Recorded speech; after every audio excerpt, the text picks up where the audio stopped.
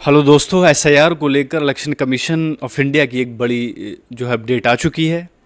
अगर आपने अपना एसआईआर फॉर्म उत्तराखंड में फ़िल किया था 2003 की वोटर लिस्ट के हिसाब से भी, और आप फॉर्म फिल करने के बाद फॉर्म को आपने इन्फॉर्मेशन फॉर्म को आप जमा कर चुके हैं बीएलओ के पास, और अब आपकी ड्राफ्ट वोटर लिस्ट भी आ गई है और आप इत्मीनान से बैठे हुए हैं कि हमने अपना फॉर्म फिल कर दिया, अब हमारी ज़िम्मेदारी ख़त्म हो गई और हमारा ड्राफ्ट लिस्ट में भी नाम आ गया, तो ये हमारी आप सबकी गलतफहमी होगी।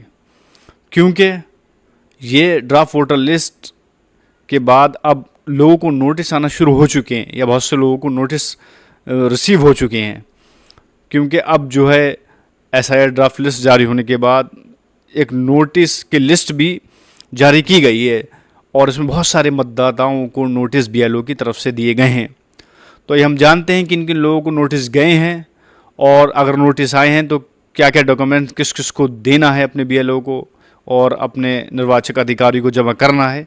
आज हम इस पे बात करते हैं तफसील के साथ। किन किन लोगों को नोटिस आए हैं, तो इसमें नोटिस आने की बहुत सारी वजहें हैं।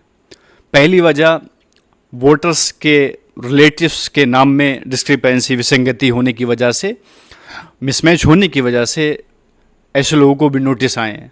और ख़ुद वोटर्स के ऑन डिस्क्रिपेंसी की वजह से, वोटर के खुद के नाम में, एड्रेस में विसंगति होने की वजह से भी नोटिस भेजा गया है इलेक्शन कमीशन ऑफ इंडिया की तरफ से। एक मतदाता से 6 से अधिक संतानों का मैप्ड होना, प्रोजनी होना, इसकी वजह से भी ऐसे लोगों को नोटिस भेजा जा रहा है। माता पिता और प्रोजनी यानी चिल्ड्रन की आयु में माता पिता की आयु से 15 वर्ष से कम का अंतर है, तो ऐसे लोगों को भी नोटिस भेजा जा रहा है। माता पिता और प्रोजनी की आयु में अगर 50 वर्ष से अधिक का अंतर है तो उनको भी नोटिस भेजा जा रहा है।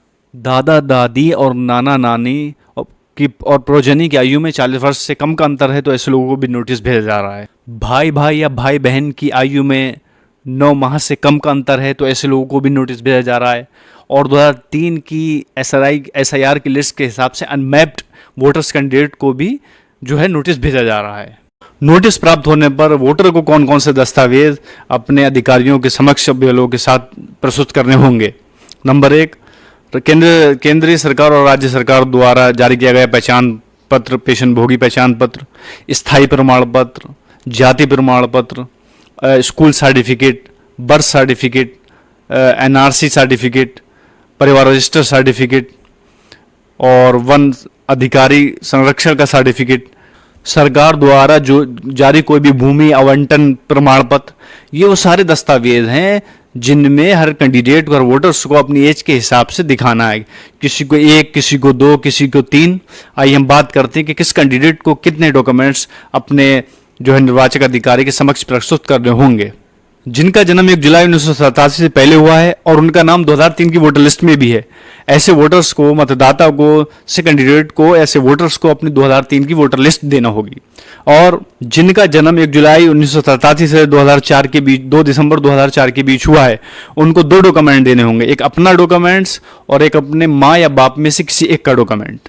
और जिनका जन्म 2 दिसंबर 2004 के बाद हुआ, उनको 3 डॉक्यूमेंट देना होंगे, एक अपना डॉक्यूमेंट, एक अपने माँ का डॉक्यूमेंट, एक अपने पिता यानी फादर का डॉक्यूमेंट। तो आप सभी वोटर्स और मतदाता को चाहिए कि अपने नोटिस के अकॉर्डिंग अपने दस्तावेज तैयार रखें, और उसमें डेट और टाइम दे रखा हुआ कब आपको ये दस्तावेज अधिकारी के समक्ष प्रस्तुत करना है, अपने बीएलओ के साथ कहाँ करना है, वहाँ पहुँचिए, अपने दस्तावेज, अपने डॉक्यूमेंट्स को रेडी रखें और अपने वोट की सुरक्षा करें, क्योंकि राइट टू वोट हर एक व्यक्ति का अधिकार है, इसकी सुरक्षा भी आपकी जिम्मेदारी है।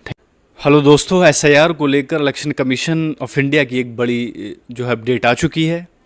अगर आपने अपना एसआईआर फॉर्म उत्तराखंड में फ़िल किया था 2003 की वोटर लिस्ट के हिसाब से भी, और आप फॉर्म फिल करने के बाद फॉर्म को आपने इन्फॉर्मेशन फॉर्म को आप जमा कर चुके हैं बीएलओ के पास, और अब आपकी ड्राफ्ट वोटर लिस्ट भी आ गई है और आप इत्मीनान से बैठे हुए हैं कि हमने अपना फॉर्म फिल कर दिया, अब हमारी ज़िम्मेदारी ख़त्म हो गई और हमारा ड्राफ्ट लिस्ट में भी नाम आ गया, तो ये हमारी आप सबकी गलतफहमी होगी।